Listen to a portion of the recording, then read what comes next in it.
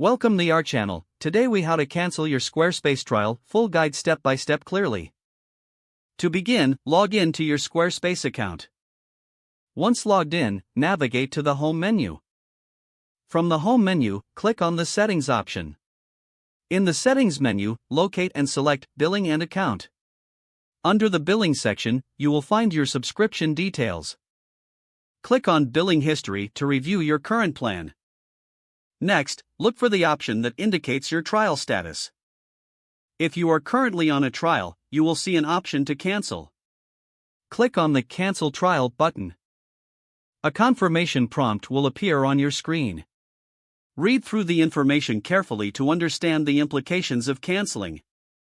If you are sure about your decision, confirm the cancellation. After confirming, you should receive a notification that your trial has been canceled. You can log out or continue exploring other options within Squarespace. Remember, canceling your trial will prevent any future charges. Always check for any confirmation emails to ensure your cancellation was successful.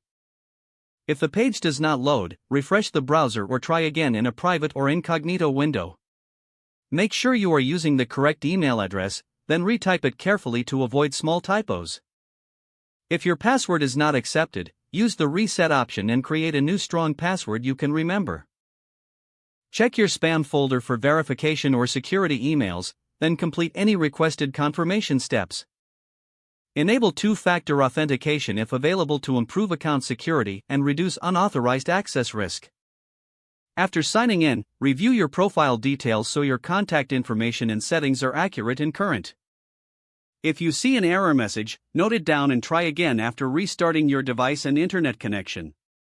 Log out when you finish, especially on shared devices, to keep your account and payment information secure. If the page does not load, refresh the browser or try again in a private or incognito window. Make sure you are using the correct email address, then retype it carefully to avoid small typos.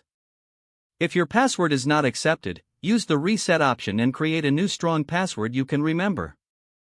Check your spam folder for verification or security emails, then complete any requested confirmation steps.